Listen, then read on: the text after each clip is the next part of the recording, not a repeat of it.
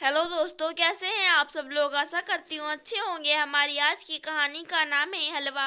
बहू, आजकल सर्दियों में बाजार में गाजर बहुत आ रही हैं। देखकर ही गाजर का हलवा खाने का मन कर गया। तुम्हारी सास होती तो अब तक कई बार हलवा बना चुकी होती। मोहन जी हिचकिचाते हुए बोले, बाबूजी, आप तो हर समय मीठा खाने के लिए बेचैन रहते हैं। आपको कितना नुकसान करेगा इसका भी ध्यान है आपको। फिर हम लोग परेशान होते घूमेंगे और रुपया पैसा कितना खर्च होगा सो अलग। आप क्यों भूल जाते हैं कि आपको मधुमेह है। मधुमेह आपको मीठा खाना मना है।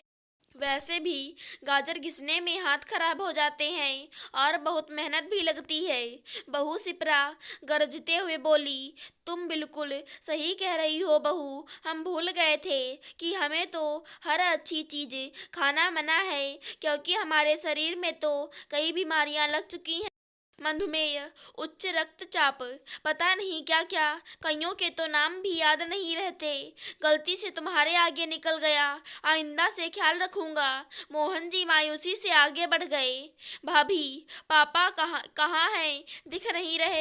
मैंने आज गाजर का हलवा बनाया था तो मैंने अपनी सासू माँ से कहा, मेरे पापा को गाजर का हलवा बेहद पसंद है। सर्दियों में हलवे के बिना उनकी भूख नहीं मिटती। तो उन्होंने तुरंत पैक कर दिया और कहा, तुम अभी जाकर अपने पापा को दे आओ।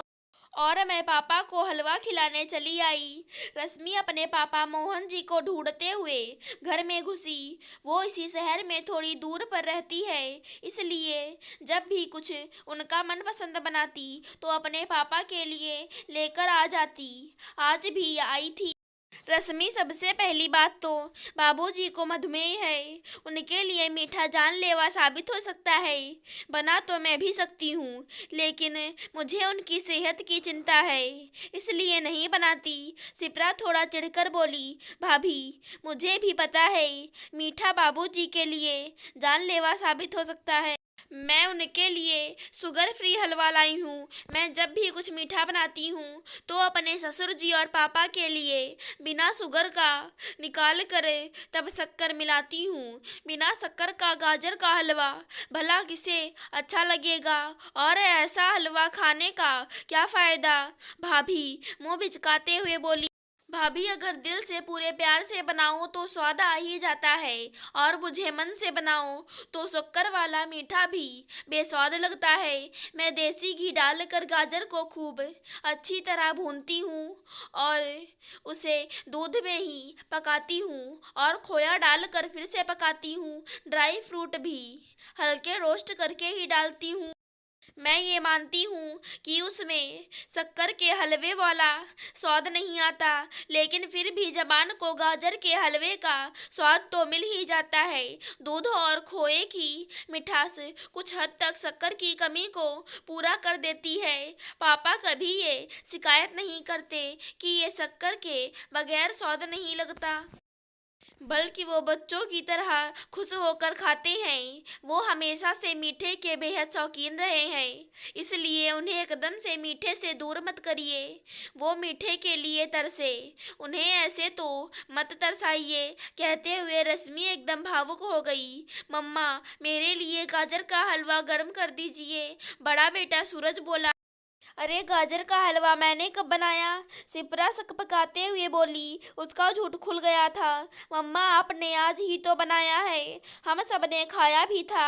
आपने मना कर दिया था कि बाबा के सामने मत बताना, वरना वो भी मांगेंगे, बड़ा बेटा सूरज बोला। भाभी, आपको झूठ बोलने की ज़रूरत नहीं है। आपने गाजर का हलवा बनाया तो था ही। अगर उसी में पापा के लिए एक कटोरी बिना शक्कर का निकाल कर रख देती तो क्या हो जाता। वो कितना खुश होकर खाते और आपको ढेरों आशीर्वाद देते। मत भूलिए, आपने अपने बेटे के सामने झूठ बोला है। बच्चे वही सीखते हैं जो देखते हैं। कहते हुए रश्मि नम आंखों से पापा के कमरे में चली गई तो देखा वो दीवार की तरफ एकटक देख रहे थे। पापा, ये देखिए, मैं आपके लिए गाजर का हलवा लाई हूँ, चक्कर बताइए कैसा बना है। अरे तू कब आ गई और तुझे कैसे पता चला कि हमारा गाजर का हलवा खाने का मन है। लेकिन बहू कह रही थी कि नुकसान करेगा, इसलिए ज़्यादा जिद नहीं की। पापा बच्चों की तरह बोले, जिसे देखकर रश्मि को रोना आ गया। पता कैसे नहीं चलता पापा, जैसे आप और भैया मेरे मन की बातें बिना बताए जान जाते हैं, उसी तरह मैं भी जान जाती हूँ कि आज मेरे पापा का क्या खाने का मन कर रहा है। देखिए तभी लेकर आ गई। रश्मि ने स्टील का कटोरदान खोलते हुए कहा। मोहन जी ने लपक कर कटोरदान लिया और चम्मच का इंतजार किए बिना उंगली से निकाल कर चख लिया और बोले, आहा बहुत स्वादिष्ट बना है बिटिया रानी, मजा आ गया खाकर। मन आत्मा सब तृप्त हो गई। सिप्रा भी रश्मि के पीछे पीछे आई थी और उन दोनों की बातें सुनकर उसकी आंखें भी छलके बगैर ना रह सकी। मोहन जी के सामने हाथ जोड़कर बोली, बाबूजी माफ कर दीजिए, मैंने आपसे ऐसे बात। कोई बात नहीं बेटा, जब जागो तभी सवेरा।